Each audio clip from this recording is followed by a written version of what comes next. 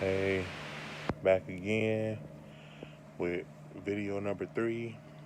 This will be my third and last video for today. This time, another movie review. Black Panther, Wakanda Forever. Movie review. Um, right off the bat, man. The follow up from the 2018 film. You know, the first. This is kind of like a risky film overall. Due to the passing of Chadwick Boseman. Rest in peace. Um, I really liked this movie. I really liked it. I feel like it was a great, it was a great tribute to Mr. Boseman and his legacy. He will forever be missed. He was T'Challa. He was Black Panther. I already knew going into this movie it was going to be very heartfelt. It was going to have a lot of heartfelt moments. Going to make you cry. Like I said, man. Me and my friend went to go see it. Um, I cried twice, man. I ain't even gonna front. Just like the first 5 minutes of the movie, like it's gonna have you, in the feels. Um, I cried at the beginning of the film, and I cried again, at the like near the end of the movie. This movie was very long, which I don't really have an issue with. It was 2 hours, 35 minutes long, which I had zero issues with that. Because they had to fully flesh out the story. Um, you know, we get to the start of the movie where we find out that T'Challa, um, he had a random illness, and Shuri, played by Letitia Wright, is trying to synthesize a heart-shaped herb.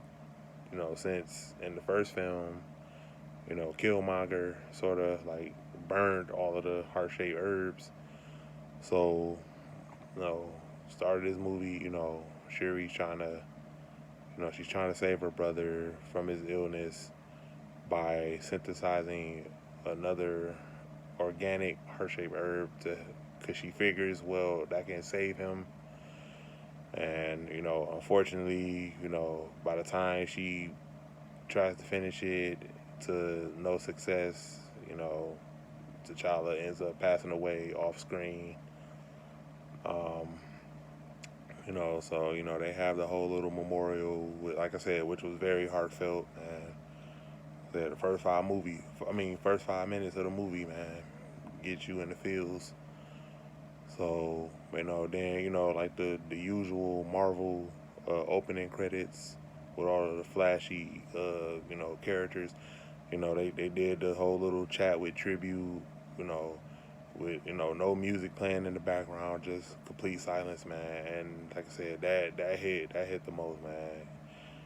It was a lot of people in the theaters crying and sniffing and you know just which, like I said, already knew that going into the movie. Then we fast forward a year later. The Black Panther, the Black Panther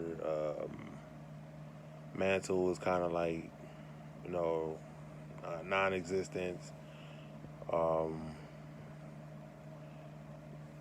you know, we we catch up with all the characters. How everybody's been handling it, moving forward. Uh, Queen Angela Bassett's character, Queen Ramona. She goes to the U.S. summit, and all the government, all they care about is getting their hands on the vibranium and all of their Wakanda's resources. You know, then we are introduced to the character of Namor. I cannot pronounce the actor's name, but I know him from the Narcos TV show, and I'm not gonna lie, bro. He was great as Namor. Like, I never cared for the character of Namor in the comics. I never cared for the character, but the movie version I loved. He was like he was great, man. We get introduced to uh, him and his people, which they can't use the word Atlantis, due to the whole DC and Aquaman thing, blah blah blah. They're referred to like Talakan. I think that's the name they go by in the movie. We get to see that when the vibranium meteorite hit Wakanda, it also the soil also sink down to underwater, and Namor and his people I also have vibranium, and they end up killing a bunch of U.S. Scientists who was trying to infiltrate and get their hands on vibranium. Namor comes in, slaughters all of them. Then he goes to Wakanda, and he's met by Ramona and Shuri, and telling them like, I don't think Wakanda should have opened up to the outside world, and explored your resources and whatnot. So we have a little war between Talakan and Wakanda, and Namor ends up invading Wakanda, ends up flooding it just like he does in the comics. We get introduced to Riri Williams, Ironheart, played by Dominique Thorne, which she was great in the role as her MCU debut. I cannot wait for her mini series next year, which will be a spinoff from this movie. She develops she's tricked by her professor and creating a vibranium detector, and Namor finds out about it, and he's trying to kill her and whatnot, and Ramona ends up dying from like I said, when Namor floods Wakanda, she ends up dying by drowning, saving Riri. So Shuri, she's kind of like on this. She kind of wants revenge. She goes like the revenge route. And she's finally able to resynthesize a organic heart-shaped herb and take the mantle of the new Black Panther. You know, then we had the final battle between Shuri and Namor on the island. Namor is a little weakened due to being out of water, like due to his cells being deprived of water. And at the end, Shuri, she decides not to, to spare Namor, and they have a truce, and both nations, come to an agreement. Shuri vows to protect Namor and Talakan when they're needed, vice versa. But overall, man, I love this movie. I would definitely say, like, as far as like the Phase 4 films, this is arguably my favorite out of the Marvel Phase 4 films. Like I said, it it was I like I said, yeah, granted, I still like the first Black Panther movie, a little bit better than this one, but like I said, it was good for what it was. Like I said, they paid perfect homage, a great tribute to Mr. Bozeman. You know, his legacy will forever live on. Like I said, I love the cameos. Got to see Michael B. Jordan, back as Killmonger, temporarily. You know, he was a big part of why people love the first movie. Well, one of the reasons why people love the first Black Panther. So it was good to see him back as Killmonger. Um, what the mid credit scene was also heartfelt.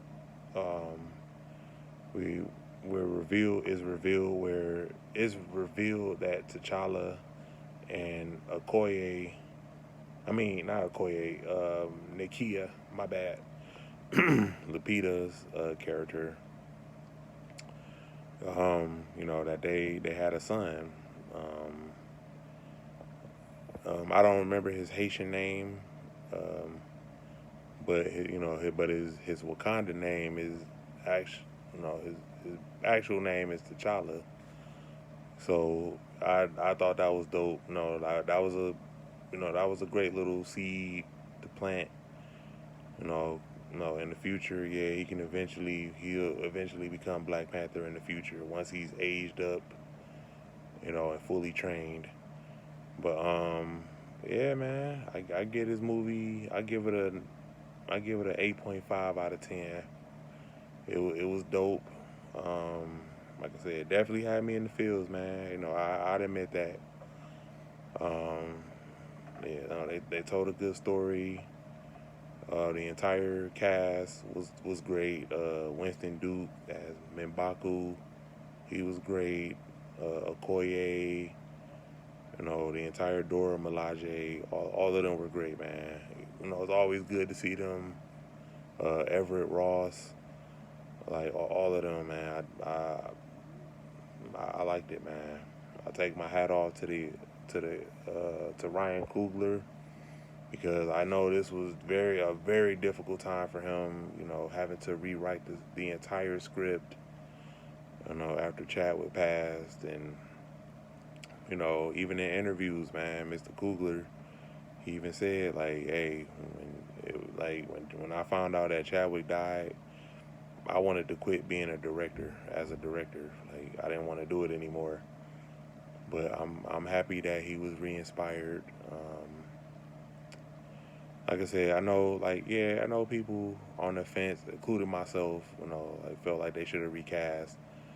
But I get it, man. It's not the time, because everybody's still in the grieving process, like both in real life and in, in and in the movies, still processing that Chadwick is gone, and but in the near future, I think they will recast T'Challa in the near future. Just not no time soon, and that's completely okay. But yeah, man, overall, I loved it. I'm gonna go see it a couple more times. Before it hit Disney Plus. Then of course before the Blu-ray drops. But peace. Stay tuned.